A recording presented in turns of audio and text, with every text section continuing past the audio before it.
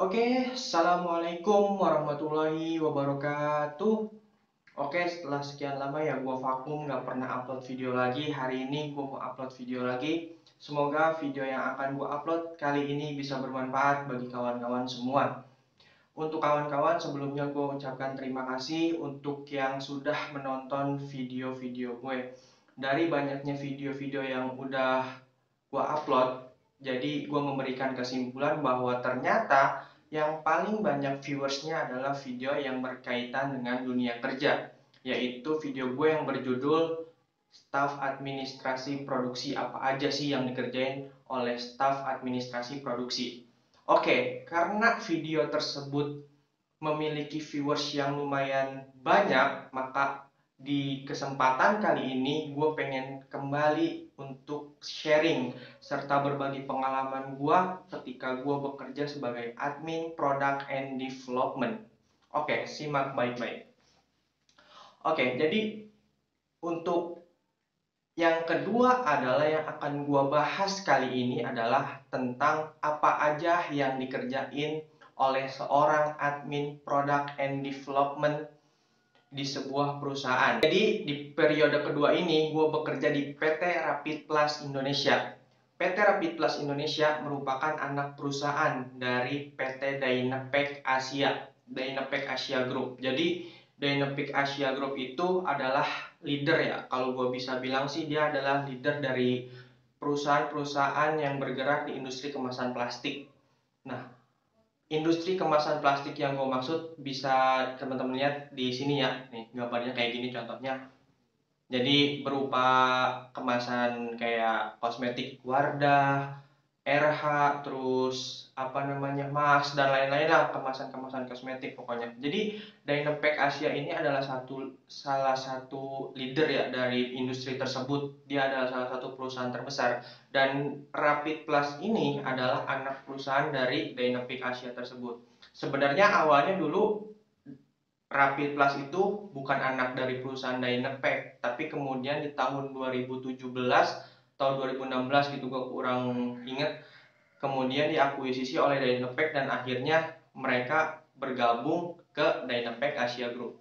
Jadi gue bekerja di sana di PT Rapid Plus itu kurang lebih selama 6 bulan atau setengah tahun sebagai admin product and development.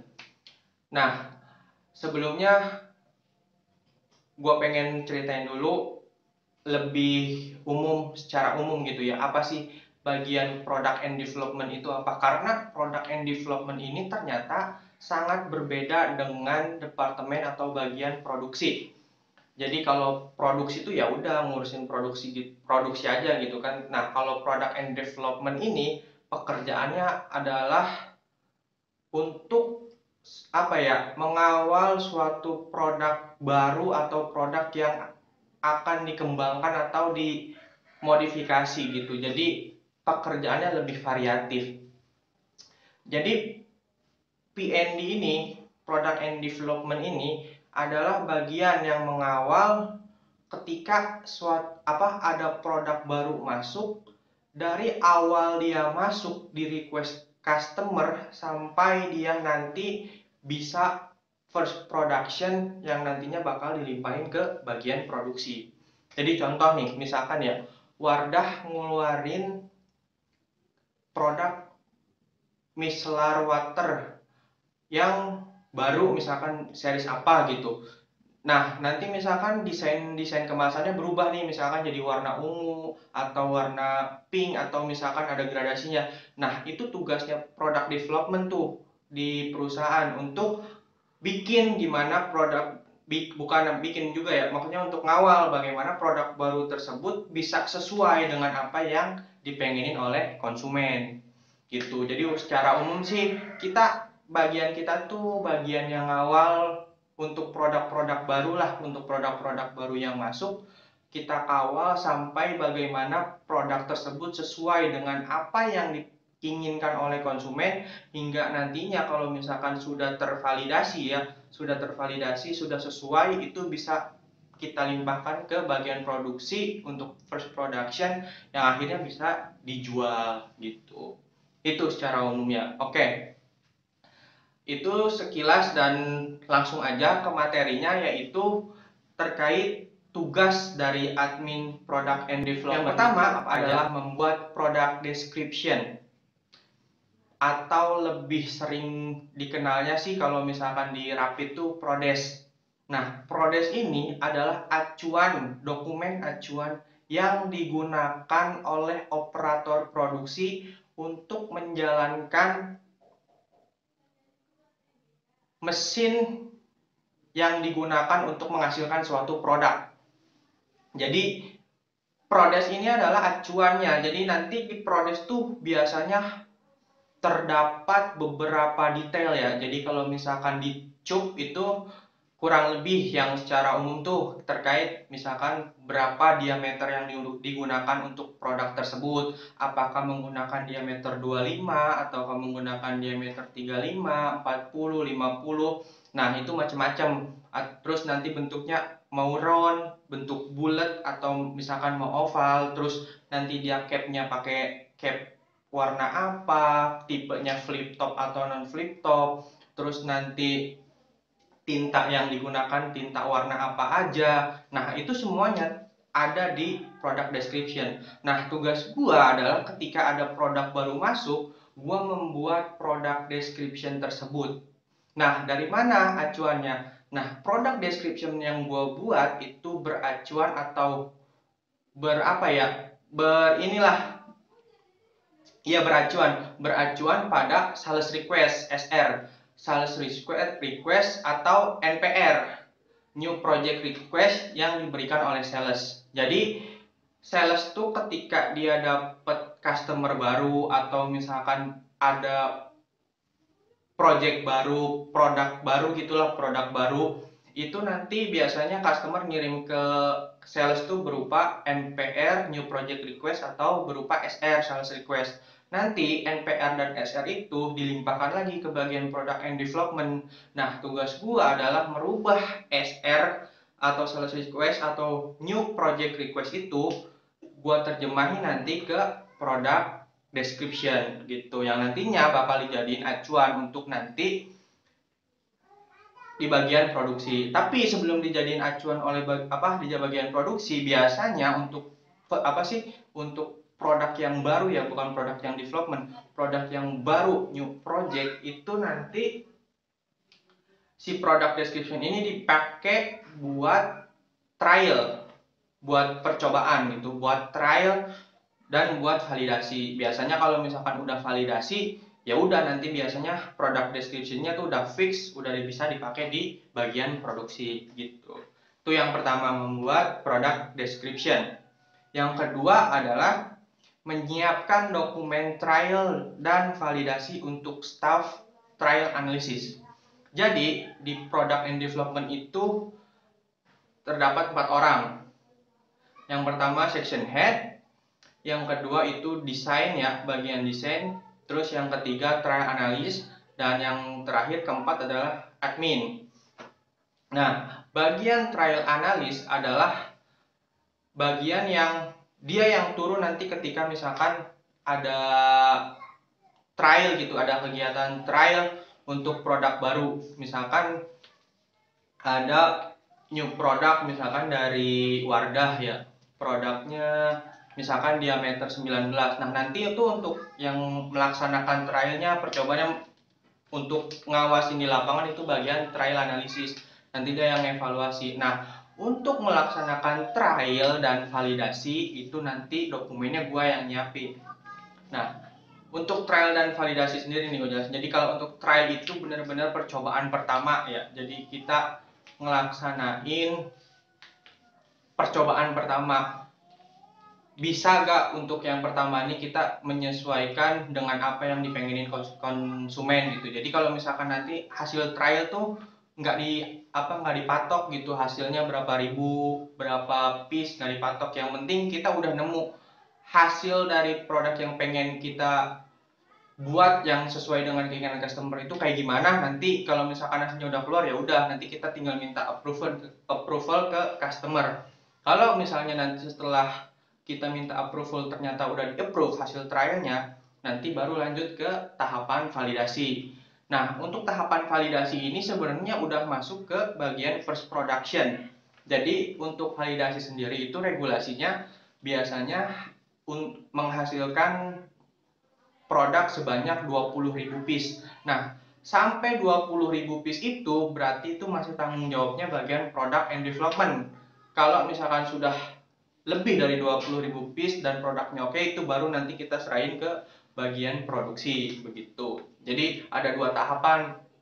Yang pertama trial, ketika misalkan hasil trialnya sudah approve, sudah disetujui, sudah sesuai semuanya dari segi desain, dimensi segala macam sudah sesuai, sudah di-approve oleh customer sudah oke, baru nanti kita masuk ke bagian validasi atau first production. Tapi untuk validasi sendiri ini di first production itu sampai 20.000 kuantitinya, itu masih tanggung jawab kita. Dan itu nanti yang validasi biasanya bagian trial analysis dan juga biasanya sama section head gitu atau atasan. Nah, yang ketiga adalah membuat bill of material. Nah, bill of material ini adalah rincian material-material yang digunakan untuk sebuah produk. Jadi udah ada rumusnya, kalau di file admin tuh udah ada rumusnya. Jadi untuk sebuah produk itu bisa ketahuan misalkan penggunaan tintanya berapa. Nah, itu nanti dapatnya dari hasil trial. Jadi baru bisa diisi bill of material itu dari hasil trial. Berapa konsumsi tintanya yang dipakai, berapa konsumsi ininya resinnya yang dipakai, berapa konsumsi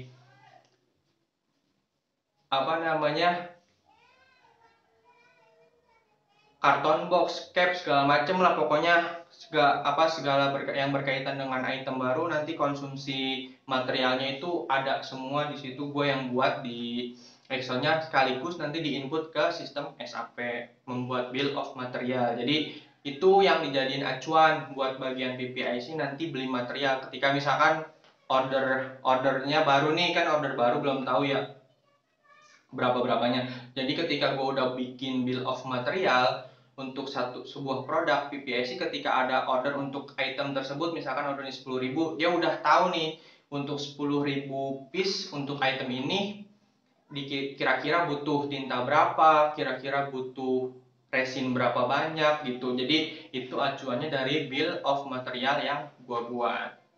Oke, lanjut. Yang keempat, membuat master of material, atau kalau gua sih biasanya nyebutnya ID product.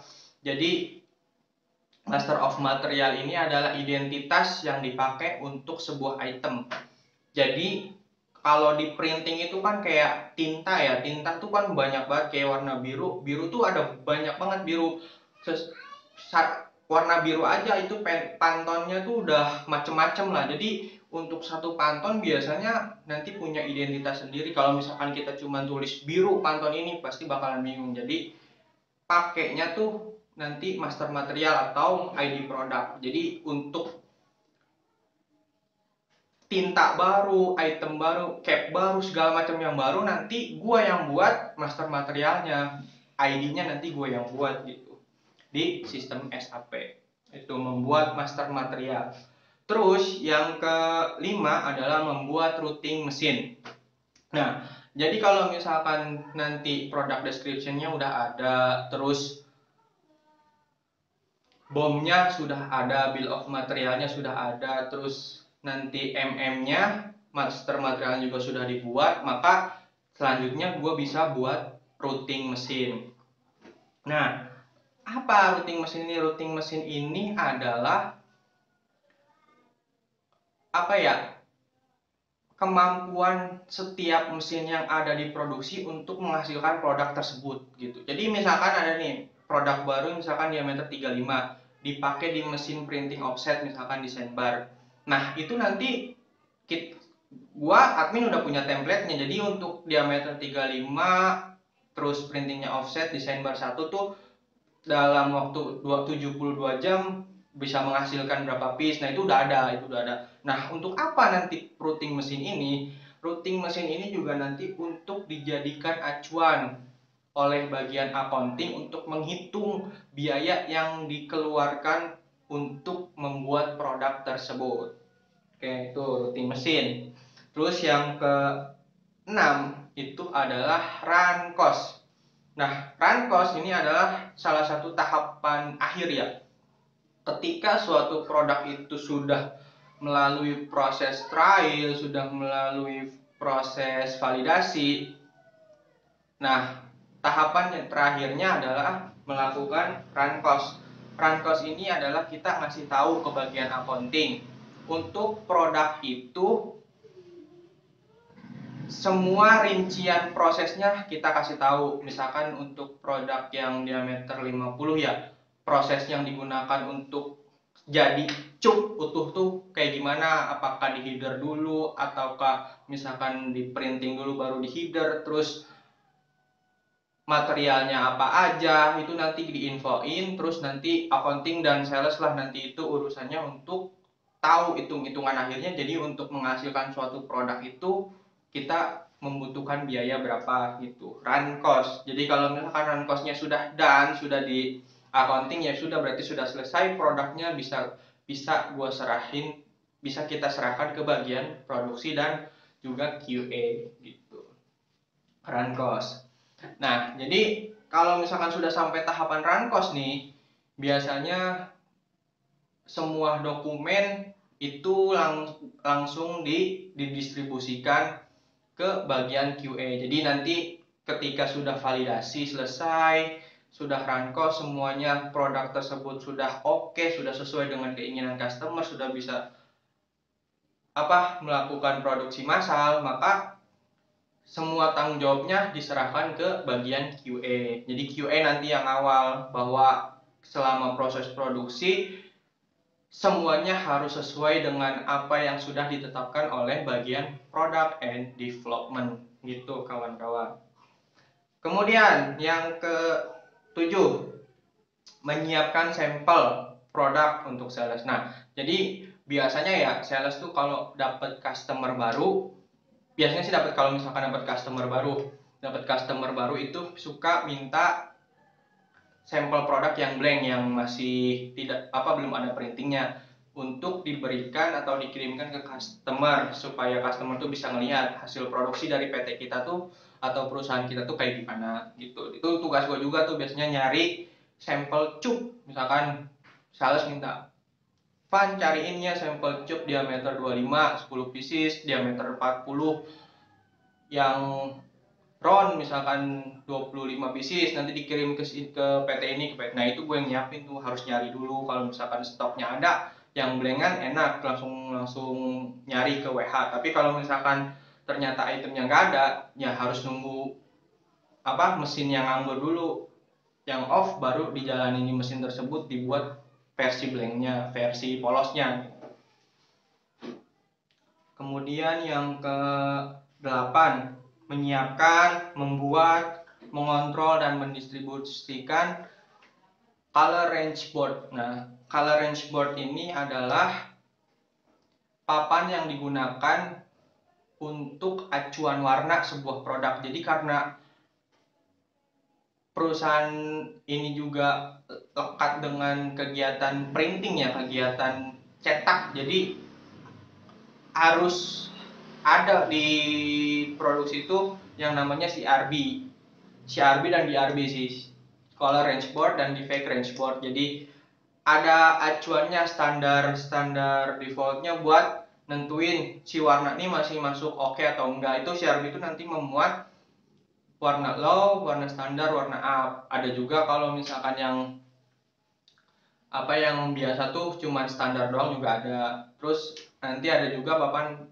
DRB, defect range board, itu buat jadi acuan bahwa defect-defect yang diperbolehkan tuh yang seperti apa, yang tidak diperbolehkan tuh seperti apa, ada. Nah, itu gua tugas itu bikin papannya, tapi untuk yang nyari dan nentuin si cupnya ini oke atau enggak itu tetap bagian trail analis. Gua cuma nyiapin papannya doang. Nah, nanti kalau misalkan sudah ada, gua udah dapet cupnya, gua pasangin, terus gua harus ngontrol juga tuh karena ada masa berlakunya kurang lebih 1 atau 2 tahun gitu, gua kurang inget ya. 1 atau 2 tahun. Jadi setiap 1 atau 2 tahun ketika warnanya sudah mulai pudar, itu si RB dan DRB-nya tuh harus diupdate lagi. Oke, itu. Terus yang ke-9 adalah meminta penawaran harga ke bagian sourcing. Nah, jadi setiap misalkan ada tinta baru ya, biasanya tinta baru atau MB atau master batch baru. Kalau misalkan ada master batch atau tinta baru, warna baru, itu selain gua bikin baru, bikin master material baru, ketika sudah oke, sudah di-approve, maka gua wajib meminta penawaran ke bagian sourcing. Jadi nanti bagian sourcing pusat DPHO, Dinapek Head Office yang di Karawaci, itu nanti dia yang komunikasi langsung ke supplier terkait harganya. Ketika harganya sudah ada, misalkan per kilonya sekian, nah nanti itu gua perluin buat gua masukin di sistem SAP. Jadi ketika gua buat untuk material baru, maka gua membutuhkan harganya. Nah, harga itu gua peroleh dari bagian sorting. Itu tugasnya. Nah, yang terakhir adalah menyiapkan seluruh dokumen yang berkaitan dengan kegiatan product and development pada saat audit. Nah, ini mah sudah lumrah ya. Di bagian produksi juga ketika audit udah jadi tugasnya admin. Maka ketika di product and development juga sama. Jadi ketika ada audit, ketika ada audit baik itu dari ISO, terus dari BRC dan audit-audit yang lain, itu tugasnya admin buat nyiapin segala dokumen-dokumennya. Ya, mungkin itu aja ya, 10, kurang lebih ada 10 tugas pokok, tugas utama yang diemban atau dimiliki oleh seorang admin product and development. Jadi ketika kawan-kawan nanti bekerja di perusahaan lain, ketika ditawari untuk jadi bagian admin product and development, kawan-kawan sudah nggak kaget lagi, sudah ada gambaran lah kira-kira apa sih yang bakalan dikerjain gitu. Iya, jadi memang beda-beda setiap hari itu. Untuk bagian admin product and development tuh kerjaannya beda-beda, nggak monoton sama kayak bagian admin produksi. Kayak admin produksi kan cuma input hasil output produksi, ya udah setiap hari kita kerjanya itu aja. Nah, kalau admin product and development ini lebih variatif, lebih beda, dan lebih lebih banyak lah pelajaran yang didapatnya. Ya, mungkin sekian, itu aja video yang bisa itu aja ilmu serta pengalaman yang bisa gua sharing dan bagiin ya. Mudah-mudahan bermanfaat untuk kawan-kawan semua, dan untuk kawan-kawan yang sedang mencari pekerjaan, yang sudah bekerja, semoga terus diberikan semangat dan semoga mendapatkan kesuksesan di masa yang akan datang. Terima kasih sudah selalu support serta mendukung video saya di YouTube. Assalamualaikum warahmatullahi wabarakatuh. Terima kasih.